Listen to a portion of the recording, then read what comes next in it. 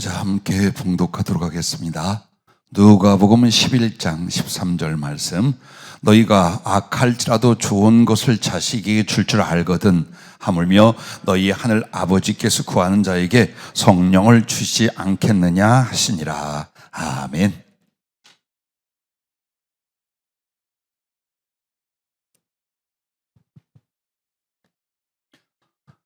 주님의 영으로 3월 한 달 동안 성령님을 사모하는 주간 그리고 달 기회를 주셨습니다. 한 주간 더 남아 있겠습니다만은 여러분은 어떠셨습니까? 성령님을 내 마음에서 재조명하며 그 거룩한 필요성을 절실히 느끼며 성령을 구하고 의지하고 순종하지 못한 삶에 대한 변화가 시작이 됐습니까? 아니면 한 달 내내 말씀은 듣고 기도하지만 전혀 엉뚱한 곳에 여러분과 나의 영혼이 가 있습니까? 주님의 마음을 가끔 헤아려 봅니다. 하늘에서 태양이 해를 비추듯이 그 구름에서 비가 생명을 주어 쏟아지듯이 주님은 태초부터 지금까지 그분의 말씀을 주셨습니다. 우리들의 인생과 영적 삶에도 주님의 부르심과 만남과 모든 은혜가 그 말씀으로 주어졌습니다. 중요한 건 듣고 여러분과 내가 어떤 변화를 도모하는가입니다. 정말 그 말씀을 붙잡고 믿음으로 거룩한 도전과 사모함으로 나와 나의 영혼과 신앙과 사명을 바꾸려 하는가 했습니다. 그렇다면 분명 그 말씀은 여러분에게 하나님의 권세와 능력이 될 것입니다. 그러나 듣고 바로 잊자 사단이 굉장히 좋아하고 동물을 삼을 것입니다. 아무리 성령이 지혜를 줬다 이것을 전하라고 한다 할지라도 중요한 건 여러분의 심령에 이 말씀의 씨가 뿌려져서 자랄 수 있느냐예요. 그러면 그 주신 말씀을 내 안에서 자라게 하는 건 나 자신이에요.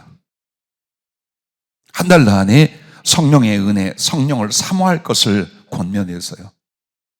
자, 한 달이여 지나고 또 올 들어서 3개월이 지났습니다.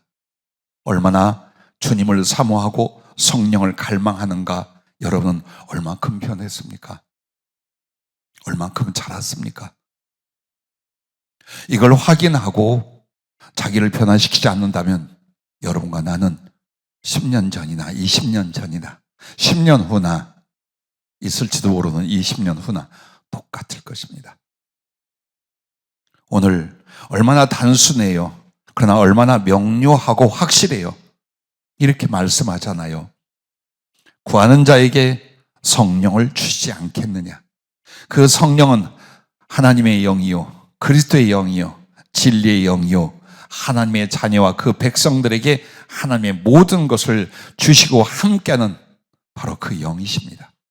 그런데 그 영을 더 충만히 받을 수도 있고 조금 받을 수도 있고 또 받았다가 소멸할 수도 있으며 작게 받았지만 더 충만해질 수 있게끔 하신 것이 성령님의 은혜의 원칙입니다. 그러므로 정해놓은 수치와 깊이가 없어요. 여러분이 얼만큼 성령님을 하나님 말씀 안에서 깨닫고 그 거룩한 은혜와 필요성을 갈망하느냐 여기에 달려 있습니다. 여러분이 성령을 의지하지 않고도 예배 드릴 수 있더라, 기도하고 찬송할 수 있고 복음을 전할 수 있더라, 나의 생활 속에서 나의 심령과 삶을 하나님의 뜻대로 살 수 있더라 라면 성령은 필요 없으셔요. 그런데 만약 여러분이 나는 한계가 있더라, 나는 무능하더라, 나는 정말 주 앞에서 은혜의 부름과 구원을 받았다고 확신하면서도 정말 죄인이었더라, 하나님의 성령이 아니면 깨닫지도 변화되지도 지혜도 사랑의 교통도 능력도 아무것도 없는 나였더라. 여기에 애통함과 여러분의 서러움이 한이 되어 있어야 돼요. 주님, 예수 믿는 게 이 정도가 아닌데요, 이 정도가 아닐 건데요, 나 왜 이렇게 해서 이 아픔과 가슴을 찢는 기간이 없이는 절대로 진리와 성령의 더 깊은 시키는 대로 그 누구도 못 들어갑니다. 딱 그거 하나예요. 얼마나 공로와 의의를 가졌으며, 얼마나 기독교나 했으며, 얼마나 하나님 앞에 꿈을 꾸며, 이게 아닙니다. 성령이 아니면 나는 정말 아무것도 할 수 없다라는 그 인식의 아픔을 가지고, 배가 고프면 먹을 걸 먹잖아요. 목이 마르면 당장에 마시잖아요. 피곤하고 지치면 자잖아요. 그것처럼 내 영혼의 생리 안에서 성령이 아니면 나는 이 모양 이 꼴이고 정말 이 비참함과 이 위선을 벗어날 수 없다는 그 절박한 고통과 한이 있으셔야 돼요. 웃으면서 어떻게 해요? 더 뜨거워질 수 있나요? 어떻게 성령? 절대로 그런 일 없어요. 여러분과 나의 비참한 몰골을 볼 줄 알아야 돼요. 내 자신이 얼마든지 주시겠다는 하나님의 은혜 앞에서 이렇게 비난한가, 이렇게 궁핍한가, 나는 마음과 삶을 도대체 어디다 쏟고 다니길래 난 지금 이렇게 되어 있는가 라고 하셔야 돼요. 설교를 들으면요, 마음이 상처를 받아요. 자기가. 여러분 스스로가 그 거룩한 아픔, 갈망, 도전이 일어나시길 예수의 이름으로 축복합니다. 할렐루야. 자, 성령님은 기도의 영이요, 기도하게 하신 영이요, 그 기도를 응답하고 이루시는 영이십니다. 그래서 로마서 8장 14절부터 여러분과 나에게 하나님의 성령을 통해서 하나님과의 관계가 시작이 됩니다. 하나님을 아는 것, 믿는 것, 사랑하는 것, 여기에서부터 점점 깊어져가는 과정이 말씀을 받고 따르는 것과 그 다음에 하나님을 향하여 마음과 입으로 고백하여 기도하는 것이 시작이 되고, 또 성령은 우리에게 정말 하나님 앞에서 사모하고 갈망하여 기도하게 하는, 우리는 마땅히 기도할 바를 모른다고 로마서 8장에 말해요. 뭘 구해야 될지, 하나님의 은혜가 무엇인지, 오늘 이 땅의 삶을 어떻게 살아야 되는지 모른단 말이에요. 근데 우리에게 전 성령님이 말할 수 없는 탄식으로 우리를 위하여 친히 간구하신다. 그 성령님의 마음을 다 아는 아버지 하나님이, 성령님이 성도들을 위하여 주 뜻대로 구하는 그 기도를 들으신다 그 말이에요. 그러면 성령님 혼자 저쪽에서 기도하시나요? 아니요. 여러분을 기도의 자리로 이끌어오고, 기도할 수 있게 하고, 기도할 때 함께하고, 그 기도의 역사와 응답을 이루어 주신 분이 성령이셔요. 결코 간절하고 절실한 성령님을 구하고 그 은혜를 알아 간구하는 생활이 없이는 성령은 여러분에게 잠깐의 경험이나 약간의 믿음이나 외에는 여러분은 보고 먹고 마시고 누릴 것이 없는 신앙이 되고 맙니다. 먼저 첫째로 기도할 때 성령께서 하나님의 뜻을 알게 하십니다. 여러분과 내가 죄성 가운데 가장 나타난 게 뭐냐? 무지입니다. 하나님도 모르고 그 말씀도 모르고 그의 사랑도 그의 뜻도 몰라요. 교회를 좀 다녔다 하고 성경을 좀 안다고 해도 사실은 잘 몰라요. 그리고 무엇보다도 성경의 그 내용이 오늘 나에게 어떻게 적용되어 무엇을 어떻게 살아야 되는가, 그게 하나님의 뜻이 하나님의 마음이라는 거 잘 모릅니다. 그런데 기도할 때 바로 성령께서 하나님의 뜻, 예수님의 마음, 하나님의 계획, 그걸 우리에게 깨닫게 하고 일러주신단 말이에요. 지난 주일날 우리 드림 청년부의 성경 공부 중에 성령으로 기도하기가 있었어요. 그리고 정말 비워진 마음과 확신을 가지고 내 안에 계신 성령이 내게 말씀하실 수 있음을 우리가 믿고 잠시 한 3, 4분, 한 5분 묵상하며 기도하는 시간을 가졌어요. 믿어라. 그리고 모든 잡념을 제거해라. 그리고 무조건 내 마음속에 떠오르는 그분의 감동이나 지시가 있거든 내가 그대로 믿고 따르겠다라고 마음을 준비를 해라. 예, 저는 다 경험했어요. 깜짝 놀랐어요. 우리 청년들이 그 고요한 것에 세미하게 말씀하신 성령의 말씀을 다 경험했어요. 그리고 하나하나 점검하는데 다 맞아요. 그 짧은 시간에도 그만큼 하나님의 성령을 살아 내 안에 계실 뿐만 아니라 우리를 가르치고 생각나게 하고 말씀하시는 분이셔요. 그래서 여러분과 나는 어쩌면 자동적으로 신앙생활에서 하나님의 말씀을 듣는, 성령의 음성을 듣는, 그리고 마음과 말과 말을 나눌 수 있는 거룩한 교제와 교통이 됐어야 해요. 됐어야 해요.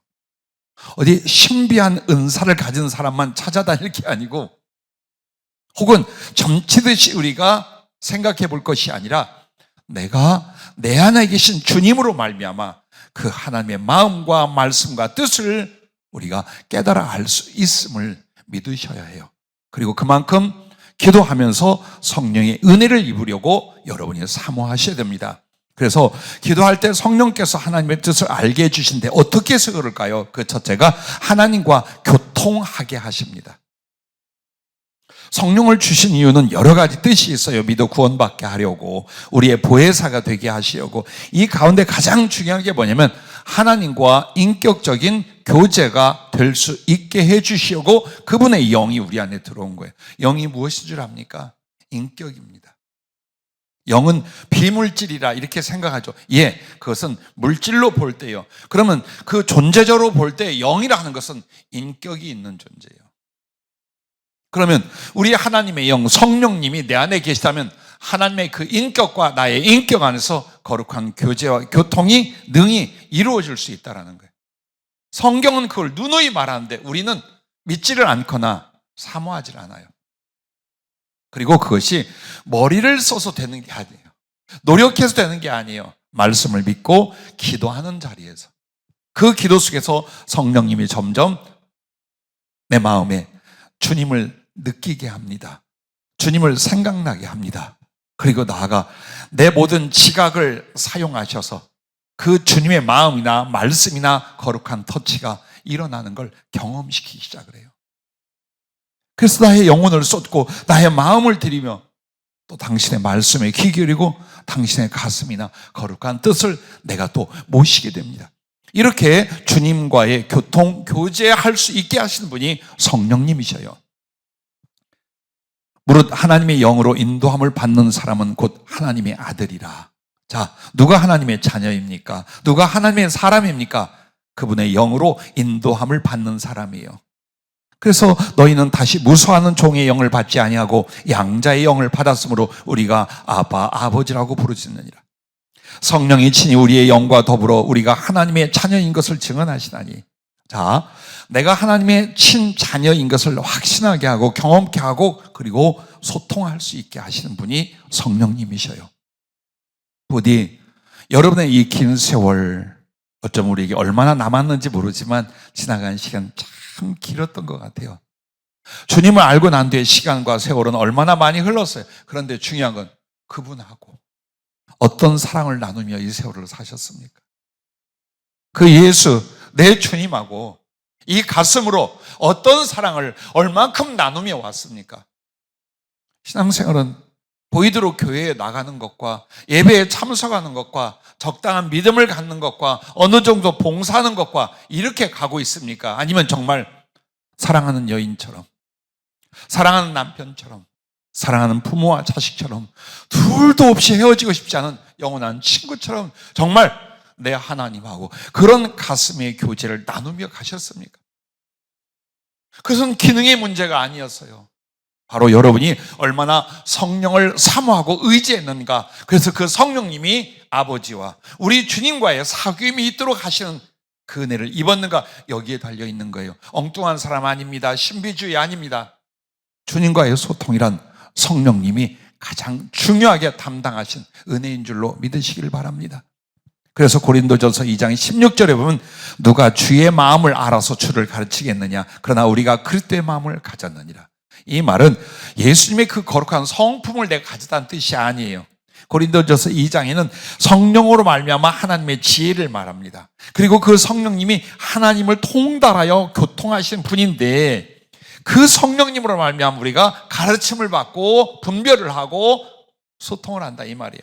그래서 사도 바울은 고린도서 2장 10절 끝에다 뭐라고 했느냐? 우리가 그리스도의 마음을 가졌네. 이 말은 예수님의 마음과 나의 마음이 서로 인격적으로 교통할 수 있는, 충분한 교통할 수 있는 바로 그 가슴이라는 걸 고백을 합니다. 또한 성령님은 기도할 때 하나님의 뜻을 생각나게 하시고 가르치십니다. 그래서 요한복음 14장 26절 말씀에 보면 보혜사 곧 아버지께서 내 이름으로 보내실 성령 그가 너희에게 모든 것을 가르치고 내가 너희에게 말한 모든 것을 생각나게 하려. 난 이 말씀이 참 고마워요. 어젯밤에도 얼마나 혼자 울었는지 몰라. 딴 거 말고 내가 어떻게 하나님을 알아. 보이지 않는 하나님, 수없이 많은 인류가 부정하고 제멋대로 살았는데 여러분과 나 몇몇은 하나님을 알아. 그분을 느끼고 그 사랑을 받고 부족하지만 그분을 사랑할 수 있대. 연기가 아니고 교육이 아니고 사상이 아니고 하나님의 존재와 나 같은 것과의 직접적인 이 사랑, 그리고 이 이치를 깨닫게 하신 그 은혜. 자, 우리에게 부족한 게 무엇입니까? 우리가 두려워할 게 무엇입니까? 하나님이 여러분을 사랑했어요. 그래서 진리를 깨닫게 하고 당신을 내어주셨어요. 믿어지잖아요. 그러면 한번 이 은혜가 약간의 질병을 고치거나 몇 푼의 물질이 생기거나 혹은 내가 좋아하는 어떤 일들이 좀 돼, 이것하고 비교할 수 있겠어요? 다시 한번 우리 하나님 앞에 감사할 것이 무엇인가를 보십시오. 내가 하나님을 알아. 그분이 내게 진리를 알게 하셨어요. 누구를 통하여? 여러분에게 계시는 성령님을 통해서 그렇게 하신 거예요. 그래서 그 성령님은 당신에게 집중하고 하나님께 순종하자 한다면 충분히 가르치셔요. 진리를 가르쳐요. 분별하게 하셔요. 그리고 무엇보다도 주님과의 그 사랑의 추억들이나 하나님의 말씀을 배우고 받은 것들을 생각나게 하신다는 거예요. 누군가가 이런 상담을 가끔 해요. 정말 내 안에서 사랑한다는 그 고백들을 들었는데 이거 내가 생각하여 한 말인지요? 정말 성령님이 하신 거죠? 묻지도 마라. 그런 건 묻지도 마라. 자, 영을 분별해 볼 만큼 위험하거나 고차원적이거나 예언적이거나 이런 것들에 대해서는 주님이냐 아니냐를 여러분이 따져보는 게 지혜예요. 그런데 내게 사랑의 고백이 들렸어요. 성경 말씀대로 내 안에 생각나게 하셨어요. 성령이 하신 거예요. 내 생각조차도 누가 성령이 하신다고 요한복음 분명히 말하잖아요. 거룩한 생각, 주님의 생각, 말씀의 생각, 신앙의 생각, 하나님의 뜻을 생각함이 내게서 감화가 일어나고 지시가 오고 깨달아지고 생각하는 것마저도 성령님이 하시는 거예요. 요한복음 16장 13절에 보면 이런 말씀까지 있어요. 진리의 성령이 오시면 그가 너희를 모든 진리 가운데 인도하시니 그가 스스로 말하지 않고 오직 들은 것을 말하며 장래 일을 너희에게 알리시리라. 아멘. 여러분 보세요. 사람은 2, 3분 뒤 일도 몰라요. 5분 뒤 하루 뒤도 몰라요. 그러나 하나님은 과거와 현재와 미래를 다 갖고 계셔요. 시공간을 초월해서 그분의 지혜와 그분의 섭리와 그분의 결정은 완벽하셔요. 그 하나님이 조금만 일러주면, 그 하나님과 내가 조금만 성령 안에 교제가 된다면 아브라함에게 했듯 모세에게 했듯 다윗에게 했듯 베드로에게 했듯 얼마든지 하나님 안에서의 미래를 말씀해 주실 수도 있다라고 성경은 말하고 있어요. 그러니 얼마나 고맙고 얼마나 신나고 얼마나 좋은 성령님이신가. 여러분이 일상을 살며 그 필요한 것들에 마음과 힘을 쏟는 것에 10분의 1만이라도 진리를 알고자 하고 주님을 사랑하고자 하고 그러기 위하여 성령을 받고자 한다면 넉넉히 이루어집니다. 넉넉히 이루어집니다. 조금 못마땅해도 아멘. 네, 분명히 이루어집니다. 우리는 내 자신의 성령을 구할 때 한번 전후 좌우를 살펴보세요. 얼마나 사모하고 있는지. 아니면 입에 발린 형식이 되어서 기도할 때마다 성령 충만을 말하는 건지, 나의 삶과 영혼의 깊이에서 정말 성령이 아니면 난 아무것도 할 수 없다는 절망과 그리고 모든 기대와 소망이 한꺼번에 있는지 그걸 보시면 돼요. 그리고 자기를 변화시킬 수 있기를 바랍니다. 자, 또한 기도할 때 성령께서 하나님의 뜻을 알게 해주신다는 건 자신을 돌아보며 순종에 이르게 하신다는 거예요. 참 사람은 교만해요. 그리고 얼마나 자기를 애지중지하는지 몰라요. 다른 사람은 다 잘못이 보이고 단점이 보이고 내가 예리하게 판단해. 근데 자기는 안 해요. 자기는 긍휼히 여겨요. 자기는 다 인정해줘요. 자기에게는 충분한 변명을 가지고 살아요. 그래서 변화가 안 돼요. 그래서 우리는 안 달라지는 인간, 죄성, 알량한 인격성, 이게 예수님을 향하여 닮아 자라지를 못한 이유가 자기를 분별치 않아요. 돌아보지 않아요. 그러므로 그분의 뜻 앞에, 말씀 앞에 순종이 이루어지지 않아요. 그러나 성령은 에스겔서 11장 19절부터 보면 이렇게 말합니다. 내가 그들에게 한 마음을 주고 그 속에 새 영을 주며 그 몸에서 돌 같은 마음을 제거하고 살처럼 부드러운 마음을 주어 내 율례를 따르며 내 규례를 지켜 행하게 하리니 그들은 내 백성이 되고 나는 그들의 하나님이 되리라. 아멘. 이 말은 하나님의 성령이 임하시면 새 마음이 생긴다는 거예요. 즉 새로운 영혼의 상태의 변화, 거듭남이라고 말하죠.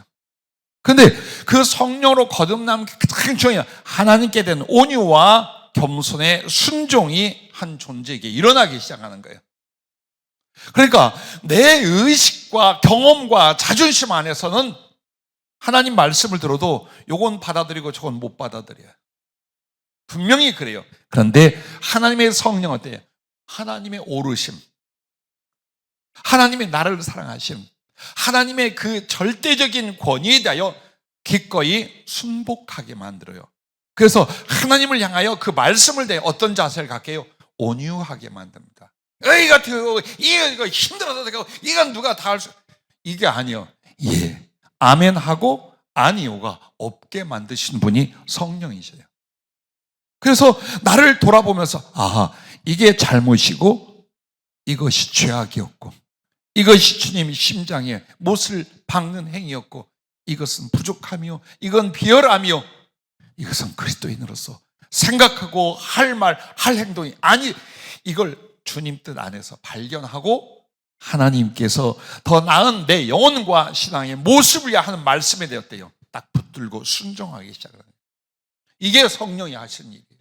이게 성령이 아니면 여러분과 나의 완악함이, 교만함이, 어리석음이 항상 뿔같이 돋아 앞으로 나가게 되어 있어요. 그러나 하나님의 성령은 어때요? 나를 보게. 뭐가 부끄러워요? 여러분이 갓나서 지금은 이렇게 고상하고 예쁘고 인격 있게 차려입고 생활하고 교양 다 갖추시고 그러잖아요. 근데 여러분이 갓난아기 때 똥 싸고 뭉갰다는 거 모릅니까? 어머니 품 안에서 똥 싸고 뭉개고 빨가벗고 벨짓해도 부끄러운 줄 몰랐어요. 왜? 울기만 하면 엄마가 다 씻어주었어요. 그걸 다 닦아주셨어요. 뽀송뽀송하게 분까지 발라 잠이 들었어요. 오늘 주님 안에서는 그와 같아요. 그래요. 주님과 나 사이에서 부끄러운 건 아니에요. 그러나 죄는 죄요. 아닌 건 아니요. 잘못된 건 잘못된 것이라고 여러분 가슴에 안고 하나님 옆에 살아야 돼요. 이거 뭉개면 안 돼요. 성령님은 더 깊은 하나님의 사랑을 부어주시는 의로서 여러분의 가슴을 찌르는 걸 먼저 하세요. 하나님의 절대 의를 우리한테 적용시키기 시작해요. 그래서 무너지게 만드는 거예요. 무너져야만 하나님 앞에 변화가 일어나고 생명이 임하고 그 사랑 속에 설 수 있기 때문에 그러셔요. 그래서 여러분은 이쁘다, 사랑한다, 축복한다는 말씀보다 나를 찌르는 칼날이 되어 내 가슴을 찌르는 그 말씀을 더 사모하셔야 돼요. 그걸. 그래서 거울 삼아 나를 돌아보면 아, 주님 잘못했습니다. 도와주십시오. 예, 이렇게 하겠습니다. 마음을 바꾸겠습니다. 삶을 이렇게 고정하겠습니다. 이걸 성령이 주관하시는. 그래서 딱딱하고 굳은 마음이 교만이었다면, 진리에 대한 무관심이었다면, 고집과 죄성이었다면 부드러운 마음, 온유한 마음은 뭘까요? 하나님에 대하여 즐거이 순종하는, 기쁨으로 복종하는 그 영혼의 상태를 만들어요. 아무리 진리의 지식이 오고 하나님에 대해 경험하면 뭘 합니까? 이 마음이 굳어져서 순종을 못하면, 자기를 변화를 못 시키면 그러나 성령은 이와 같이 하심으로 말미암아 하나님의 뜻을 알게 하고 하나님의 뜻을 따를 수 있는 거룩한 능력이 되는 줄로 믿습니다. 두 번째는 기도할 때 성령께서 소성케 하신다라는 겁니다. 사실 소성이란 말은 육체도 치유되고 영혼도 더욱 강성해진 모든 은혜를 가리켜 말을 해요. 여러분과 내가 아는 요한계시록 22장 2절 말씀에 보면 하나님의 보좌에서 생명수의 강이 이렇게 발원하여 흘러나오고 생명나무가 그 가장자리에 이렇게 쫙 자라나서 달마다 새로운 과일을 맺고, 그리고 끝에 무슨 말씀이냐, 잘 보세요. 그 이파리는 만국을 소성케 한다라고 나와요. 생명나무의 열매가 있고 그 다음에 그 이파리는 만국을 소성케 한다. 이것은 성령님의 거룩한 기능 중에 하나예요. 무너져가는 사람을, 죽어가는 존재를, 혹은 절망과 고통에 빠져 헤어날 수 없는 존재를 하나님을 향하여 일어나게 하는 거예요. 일어날 수 있게 만들어요. 거룩한 영혼에 힘을 주시는 분이 돼요. 그러나 그건 속임이 아니에요. 그건 위선이 아니고 진리와 진실 안에서 우리가 그걸 붙잡고 일어나게 만들어 주시는 거예요. 여러분, 예배소서 이 말씀을 기억할까요? 성령으로 말미암아 너희 속사람을 능력으로 강건케 하시오며, 바울이 예배소 교회에 기도해 주던 거예요. 성령으로 말미암아 내 속사람, 내 심령, 내 영혼이 강건해진다라는 거예요. 우리는 끝없는 세상이라는 것, 연약함이라는 것, 죄성이라는 걸 인하여 계속 상처받고 깨어지고 부서지고 좌절하고 무너져 갑니다. 그거 아닌 사람 없어요. 누구나 그래. 매일 그래요.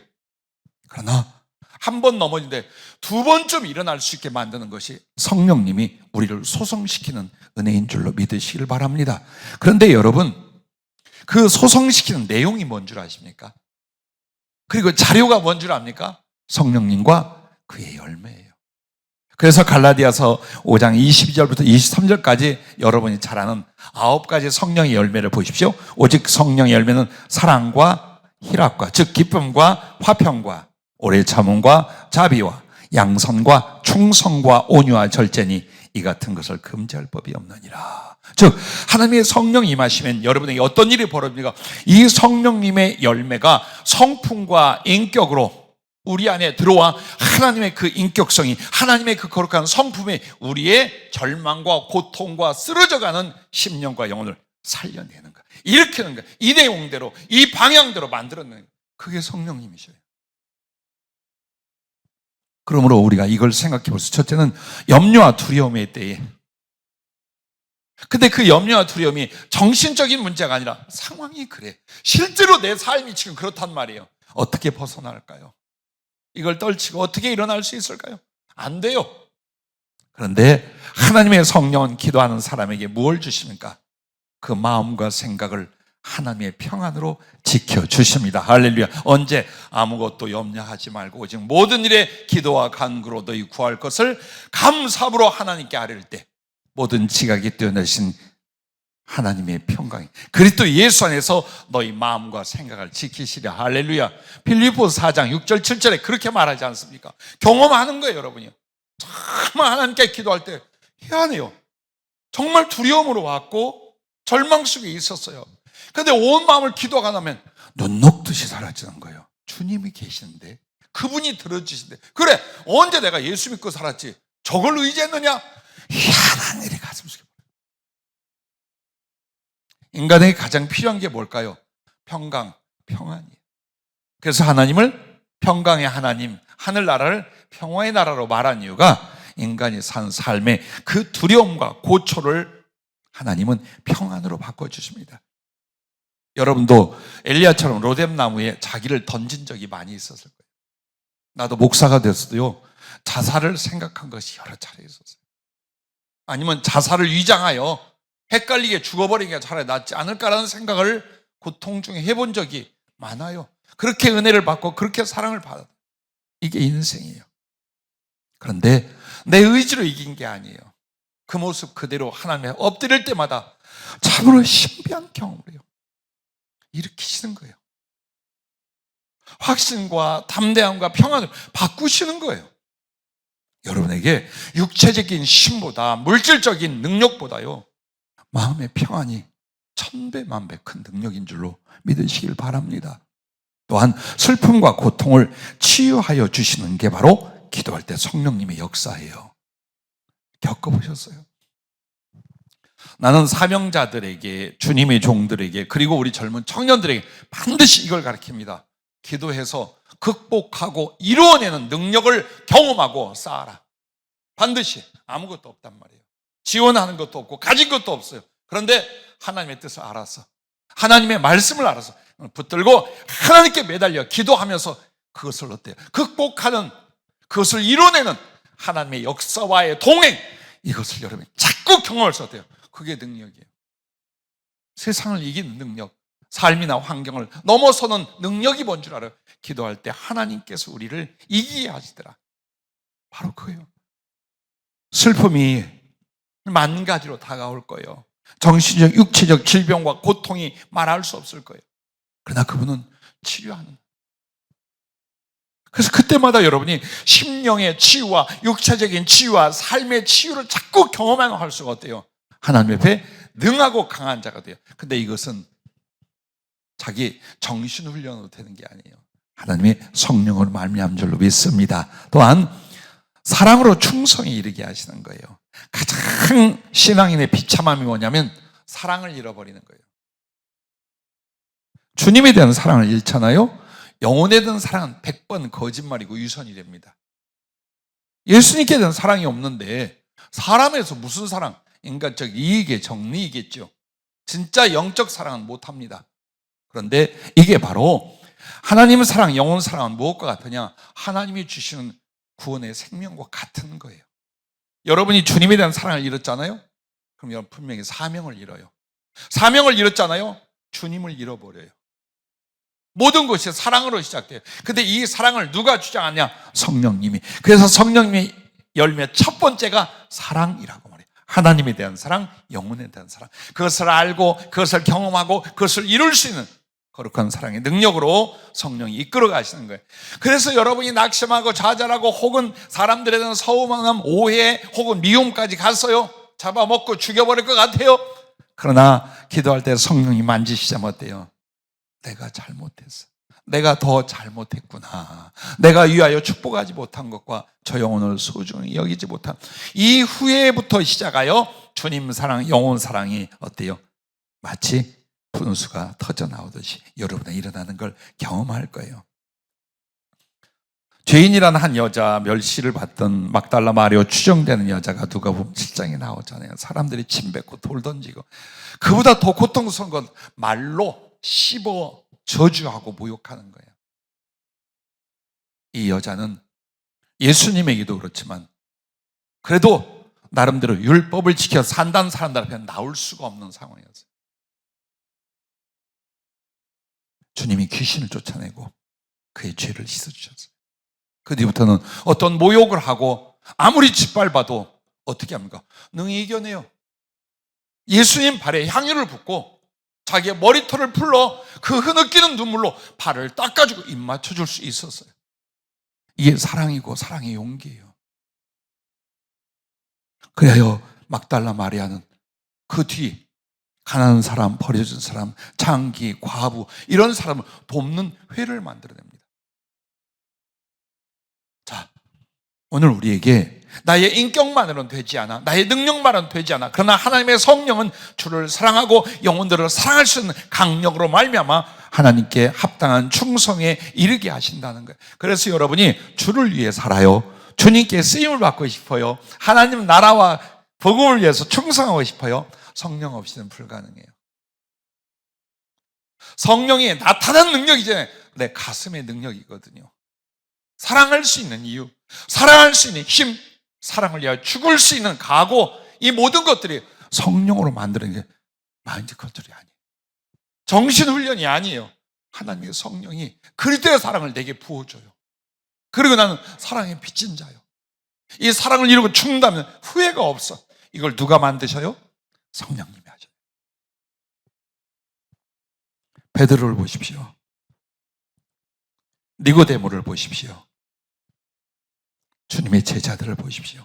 우리가 똑같은 연약한 인간이었고 비겁하기까지 했습니다.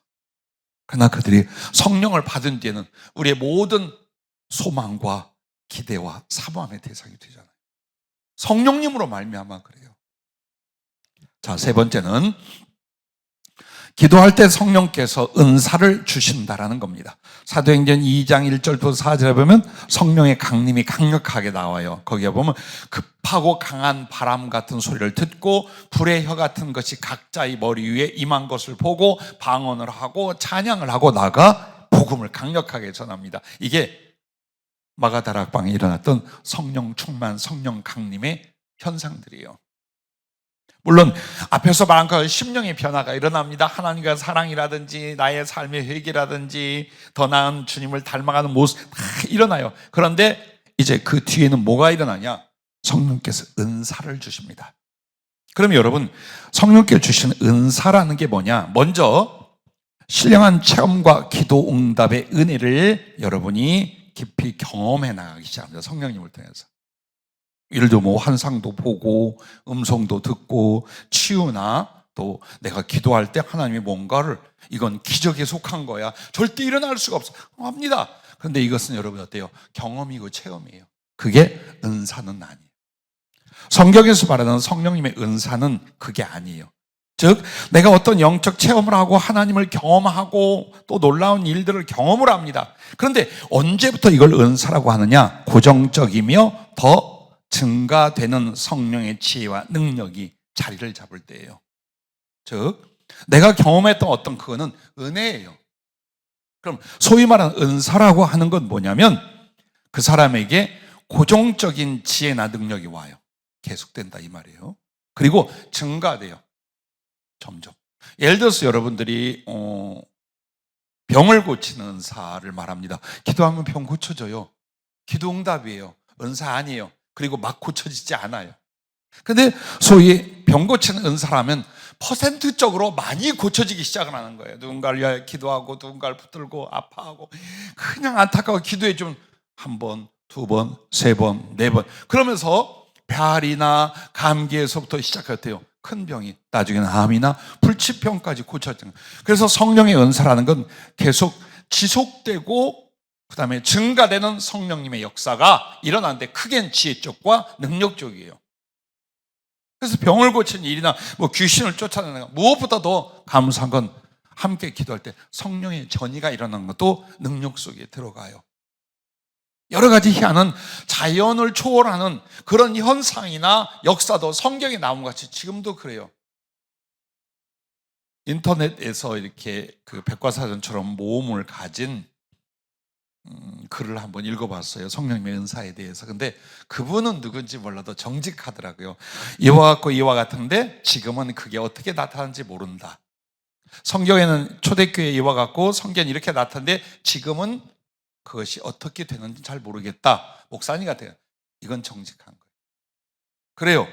성경에 말하는 것은 있어요. 그리고 폐해지지 않아요. 율법이라든지 혹은 진리의 그림자라든지 형식으로 줬던 건 폐해지지만 진리 안에 있는 것, 성령님 안에 있는 건 바꾸지 않아요. 분명히 있어요. 다만 때가 아니거나 그만큼 하나님의 은혜에 붙잡힌 사명자가 없거나 혹은 기도하여 그만큼 성령을 받은 이들이 희귀하다면 나타나는 현상과 능력과 은사도 희귀해지겠지요. 우린 정직하게 그렇게 말해야 돼요. 내가 없으니까, 우리 교회가 없으니까, 우리 목사님이 없으니까 그런 건 지금은 일어나지 않는다. 성경이 기록되기 전이고 근데 그 내용이 없어요. 성경책이 기록된 뒤에는 모든 은사나 능력이 안 나타난다 이 말이 한 구절도 없어요. 그러므로 여러분과 내가 얼마나 많은 은사를 받고 능력을 경험하 이게 문제가 아니라 성경에 있는 말씀을 믿는 거예요. 오늘 예수 그리스도는 어제나 오늘이나 영원토록 동일하신 것처럼 그가 하신 말씀 기록된 성경도 어제나 오늘이나 영원토록 동일하게 역사한다는 걸 여러분만은 믿으세요. 세상과 기독교에서 어떤 변명을 하더라도 여러분은 성경 그대로 믿고 성경 그대로 역사하는 성령님을 경험할 수 있기를 바랍니다. 그래서 고린도전서 12장 8절부터 10절에 보면 은사를 9가지로 말해요. 그러니까 은사가 너무 작지 않는가 많은 사람들이 그렇게 생각을 합니다. 아니요. 이 9가지 안에서 또 나눠지게 돼 있어요. 예를 들어서 능력 은사가 몇 가지일 것 같아요? 100가지일 것 같아요? 1000가지일 것 같아요? 일어나는 초자연적 현상이 다 능력 은사인데 이걸 뭐라고 다 말할 거예요? 어마어마한 거예요. 크게 말하면 병을 고치는 것도 죽은 자를 살린 데까지 가면 이미 그 능력 은사로 넘어가는 거예요. 그리고 누가 사람이 어떻게 기도를 하고 함께 영적 교제를 간다고 성령이 부어지겠어요? 근데 보면 성경에 사도들이나 하나님의 종들을 통해 그런 일이 일어나요. 그것도 능력 은사에 속하게 돼요. 지혜는 하나님과의 깊은 소통이 지속적이고 더 점점 깊어지게 이어지는 거예요. 그래서 지혜의 말씀, 지식의 말씀, 예언의 은사, 영분별 등등 전부 다 이게 어디에 속해요? 하나님과 소통하는 지혜에 속하는 거예요. 예를 들어서 하나님이 성경 말씀을 풀어줬어요. 그리고 이것을 어떻게 전하라고 했어요. 그럼 그게 지식의 말씀이에요. 여러 가지 많은 것들을 지혜로서 가르쳐주고 말씀해 줬어요. 그럼 그 지혜의 말씀이에요. 자, 장래를 개인에게나 국가적으로나 세상에 일어날 일을 주님 말씀해요. 성령으로 말씀해서. 그러면 그게 예언이 되는 거예요. 그 다음에 성령인지 사단인지 진짜인지 가짜인지를 그분이 말씀해 주셨어요. 그럼 우리는 아무것도 아니로되 이 부분이 뭐가 되느냐? 영분별 은사가 되는 거예요. 그래서 실제로 한 존재가 엄청난 능력자가 되는 게 아니에요. 하나님과의 친밀함을 통하여 성령님이 그를 조금 더 쓰는 것뿐이에요. 그게 은사예요. 그래서 성령님은 여러분에게 은혜를 주고 경험을 주고 더 진보를 시키는 하나님의 뜻대로 인도하시되 이제는 성령의 은사를 주신데 이유가 있어요. 첫째는 여러분이 그토록 사랑하는 예수님을 아는 것과 사랑하는 것과 증거하기 위하여 은사가 지혜와 능력으로 여러분에게 주어지는 거예요. 그걸 알아야 돼요. 성령의 은사가 왜 필요한가? 내 생명이요, 내 하나님이요, 나의 현재와 나의 미래의 모든 것은 예수님. 당신을 어떻게 알아? 그 성령이 아니고 이 진리와 그 주 예수 그리스도와 내 하나님과 그분의 모든 말씀과 미래를 우리가 어떻게 알아요? 하나, 성령은 깨우쳐 주시고 가르쳐 주시고 경험케 하기 시작해요. 그래서 하나님을 아는 만큼 여러분 어떻게 될까요? 그분을 사랑할 수 있게 되는 거예요. 모르는데 어떻게 사랑해? 어머니가 날 위해 뭘 했는지, 아버지가 어떤 희생으로 평생에 날 몰라. 원망뿐이 없어요. 하지만 깨닫기 시작해요. 듣기 시작해요. 눈으로 보기 시작해요. 누가 엄마 아빠를 사랑하지 않겠어요? 그처럼 주님을 사랑하는 것도 성령님을 통해서 깨닫고 경험하기 시작하면 그가 지극히 그분을 사랑해요. 그러니까 하나님을 아는 모든 내용이 그분의 사랑이에요. 진리로 와닿는 여러분의 모든 것이 다 뭐냐? 진리라는 그냥 상식이나 지식이 아니에요. 하나님이 세상을 혹은 너를 어떻게 얼마나 사랑하셨는가, 그게 하나님을 아는 거예요.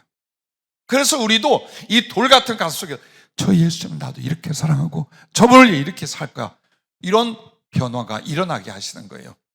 그리고 나가서 여러분이 예수님을 전하려 알아야 전하지, 경험해야 전하지. 그래서 성령으로 알고 성령으로 사랑하고 성령으로 그렇게 은혜 주신 예수님을 여러분 표적과 증거와 함께 전하게 만드는 것, 이것이 성령님이 주시는 은사들이게. 그리고 또 한 가지는 진리, 말씀 문제예요. 성령님의 은사는 말씀보다 앞서지 않아요. 절대로 바꾸시면 안 돼요. 많은 성령을 경험하고 은사를 체험하는 사람들이 실수하는 게 뭐냐? 성령의 은사를 앞으로 둬요. 그렇지 않아요. 성령님의 은사는 성령님이 아니라 그분이 주시는 기능과 지혜예요. 그럼 이걸 왜 주시냐? 먼저는 주님을 알고 주님을 사랑하고 주님을 전하기 위해. 두 번째는 말씀을 깨닫고 말씀을 지키고 말씀을 전할 수 있는 능력으로 그 은사를 주는 거예요.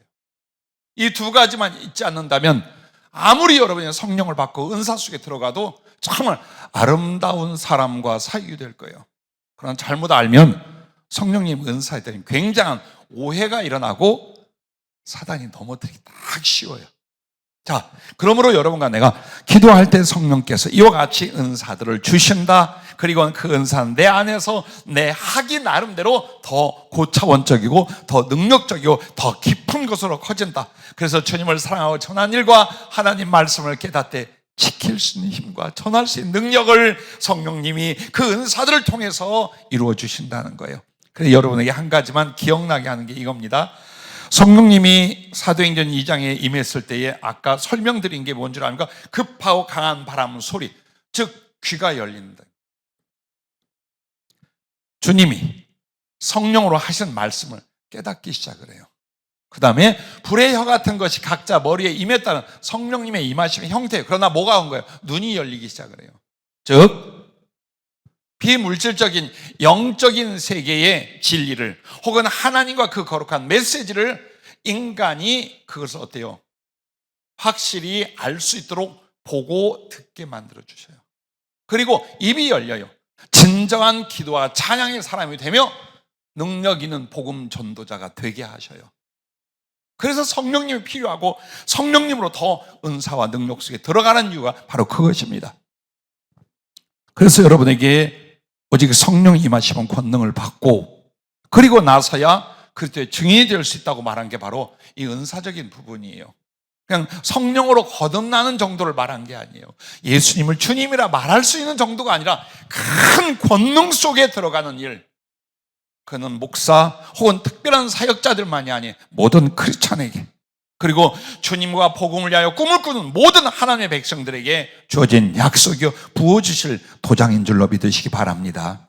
마지막 네 번째는 기도할 때 성령께서 성취를 위하여 일하신다라는 겁니다.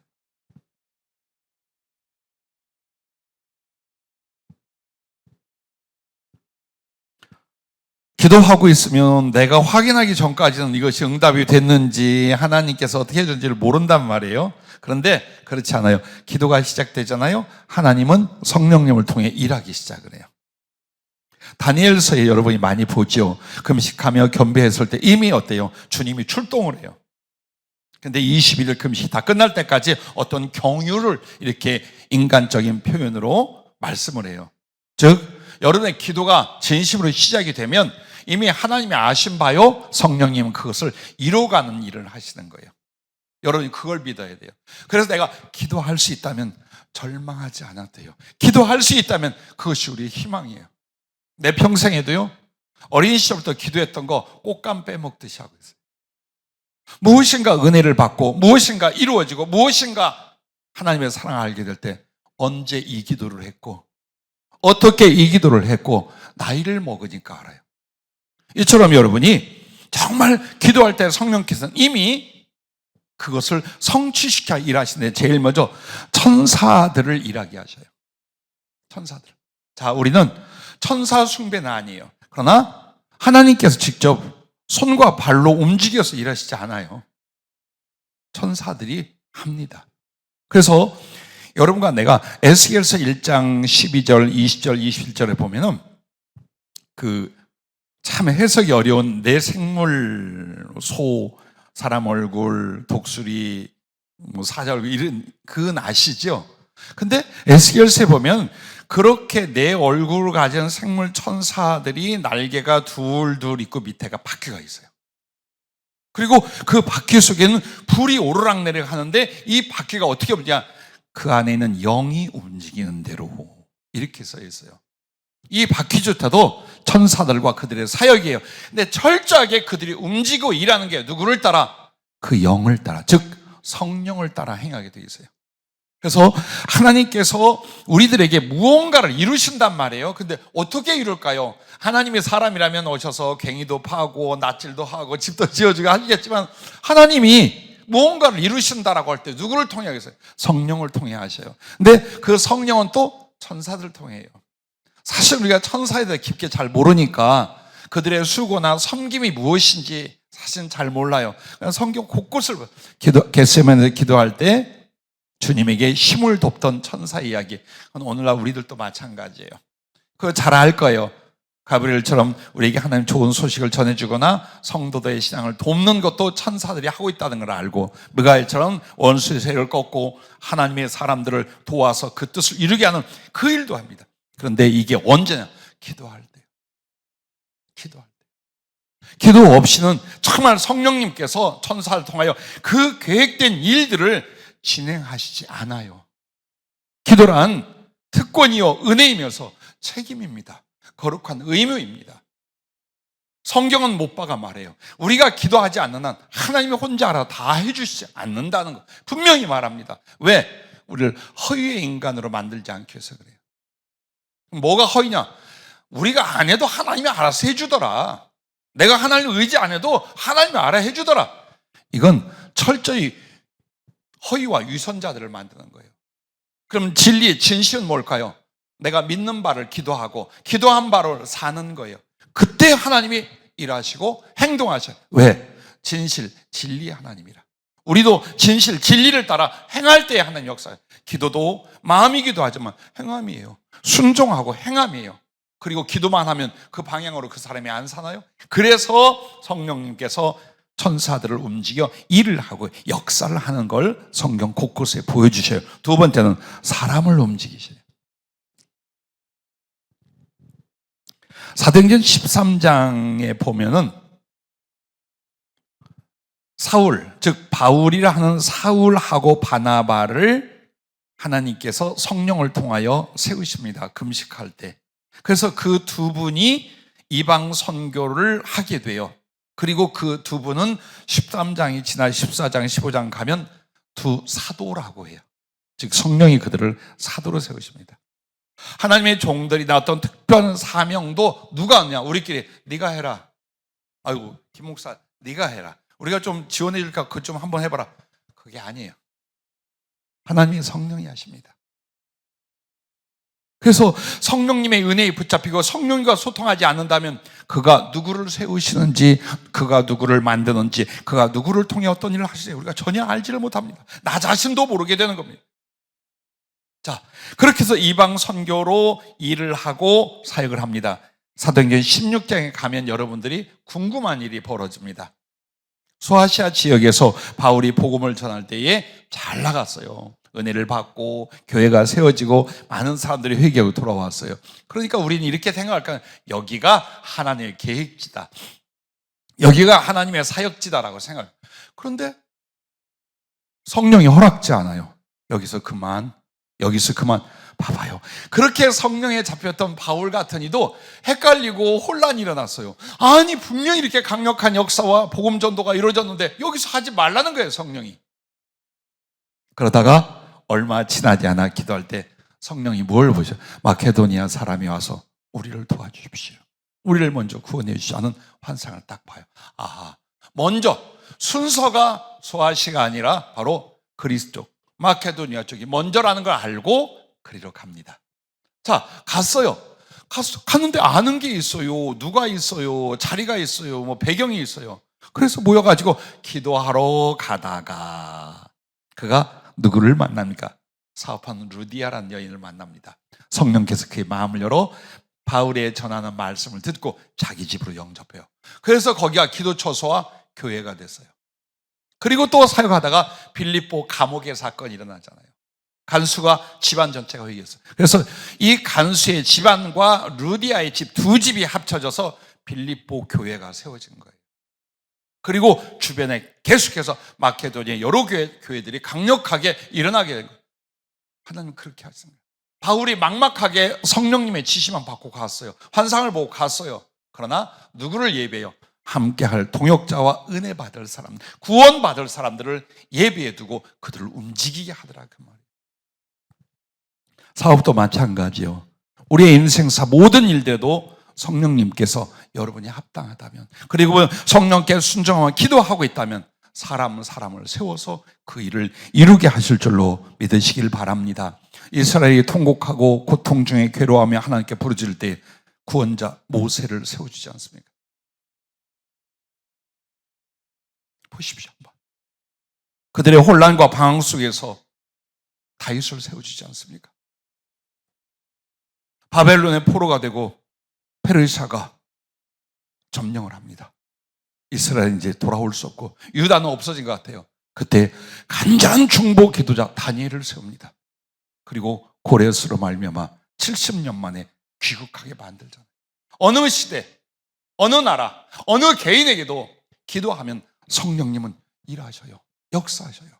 우리가 모르는 것. 그러나 더 완벽한 것으로 나는 여러분에게 말합니다. 기도하십시오. 그리하면 가장 좋은 때에 가장 좋은 것으로 성령님이 이루어 주셨을 줄로 믿습니다. 할렐루야. 자, 그렇게 해서 기도와 하나님의 뜻을 합당하게 이루신다라는 겁니다. 오늘 우리가 살면서 우리의 세월을 봐봐요.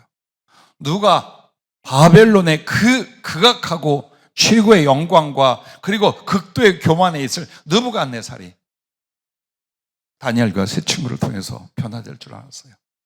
하나님 하십니다. 바벨론을 들어서 이스라엘을 징계하셨어요. 그러나 자기 백성을 위하여 바벨론이 페르시아 메대에 멸망하게 하십니다. 더 큰 권세를 가진 고레스의 마음을 움직여서 자기 백성들을 회개하여 돌아오게 하십니다. 자, 오늘날 우리들의 삶이 또 우리의 미래의 삶이 그리고 인류의 종말과 그리스도의 오심까지 있을 거예요. 이 모든 과정에서 우연은 없습니다. 그리고 인간이 아무리 기만하고 인간이 아무리 과학과 모든 지식과 지혜를 갖는다 해도 그렇게 돌아가는 게 아닙니다. 기도하는 여러분을 통하여 하나님의 성령께서 하나님의 뜻을 이루시고 여러분의 하나님 뜻대로 하는 기도를 능히 이루어 주실 줄로 믿습니다. 그러므로 어느 시대에든지 구합니다. 하나님이 구합니다. 누구를? 성령의 사람들을요. 나도 나이를 먹어가면서 제일 간절히 기도하고 소원하는 게 성령의 지혜와 성령의 능력과 그리스도의 심장을 가진 하나님의 종들, 사명자들이 더 많이 세워지고 파송되고 그들을 후원하고 영적으로 교류하고 예수님 오실 때까지 그 거룩한 맥이 이어져 가야 되지 않습니까?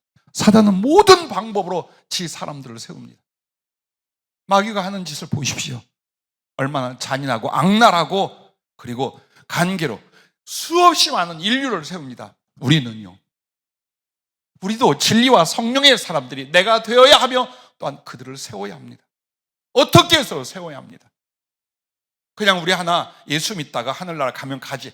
절대로 무책임하게 그래서는 안 됩니다. 내가 그렇습니까? 내 자식도 그래야 됩니다. 나보다 내 자식은 더 주님을 사랑하고 성령과 진리에 잡혀야 하고 그런 세대들이 거룩한 영적 공동체와 연합을 이어서 계속 나가야 되지 않겠습니까? 기도의 삼위일체가 있어요. 자, 로마서 8장에 보면 34절에 주님이 우리를 위해서 간구하신다고 나와요. 그리고 로마서 8장 27절에 보면 성령이 또 기도하셔요. 그리고 또 성령의 사람이요 그리스도인으로서 여러분이 기도를 해요. 주님과 성령과 나 하나로 뭉쳐진 기도예요. 그러나 주님만이 홀로 성령님만이 홀로 기도하는 게 아니에요. 우리가 그 가운데 있어야 돼요. 내가 기도하지 않는 한 무조건 알아서 이루어지는 게 아니에요. 주님도 기도하시는데 성령도 내 안에서 말할 수 없는 탄식으로 하나님의 뜻을 위해 기도하는데 우리는요. 우리에게 어쩌면 신앙생활 혹은 사명의 첫째가 성령 안에서 기도하는 일인 줄 압니다. 성령은 여러분에게 모든 것이 되어 주실 줄로 믿습니다. 기도하겠습니다.